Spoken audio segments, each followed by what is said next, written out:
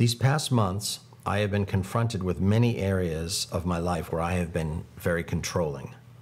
It has not been pretty to see and even less pretty to navigate. I feel so much freedom when I catch myself wanting to control. I feel my mind kick in and the fear in my gut, which is obviously why I've been controlling, and just let it go. Tell myself it's okay and speak something positive that just neutralizes it. But this does not always happen. Is my catching myself the only way to keep working through this, or are there other things that I can be doing to help with this? Sometimes I feel so overwhelmed at how controlling I've been, and I get disheartened that I'll ever be able to stop doing it. And the doing is being so controlling. So what you're saying is a big piece of the pie. Catching yourself when you train yourself to watch the choices and the subtleties and nuances of your controlling behavior so you can nip it in the bud,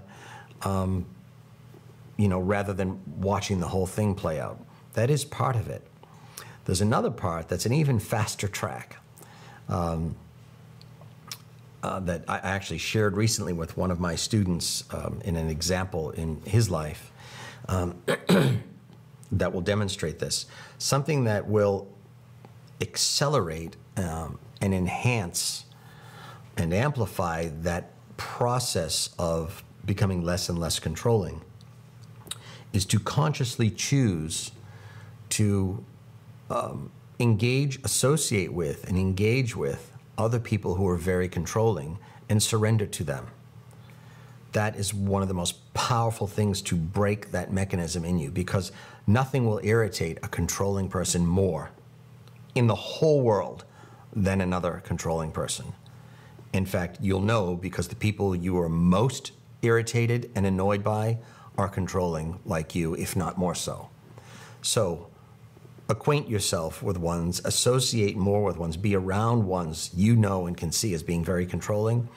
And if you're together like in a social circle or even in an employment or work situation, surrender to them. And when I say surrender, I don't mean consummate surrender, I'm your slave, but I mean two controlling people are always going to fight, well, potentially. So let that controlling person take charge and win and dominate.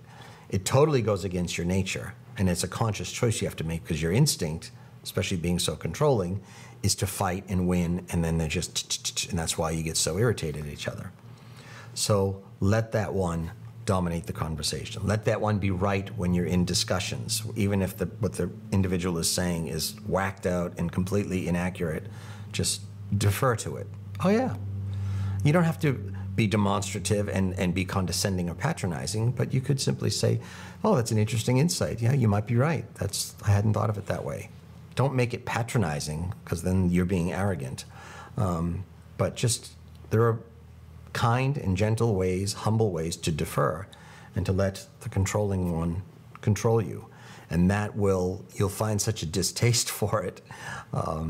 It'll really be, you'll see how much it will accelerate the process of surrendering control by choosing to let other controlling ones control you to some degree.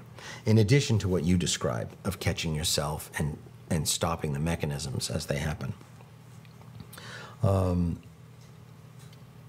It's really, really powerful. I see it all the time. But what's more powerful and more shocking to see is how few people will engage in that, will surrender to that, or have that rite of passage, because it's, the greatest desire of controlling people is to control. So, but again, if, the path of growth and the path of comfort are diametrically opposed and mutually exclusive, if it's comfort you're seeking, then continue controlling everyone. But if it's growth you're seeking, hearken and hasten to my words and watch the magic happen.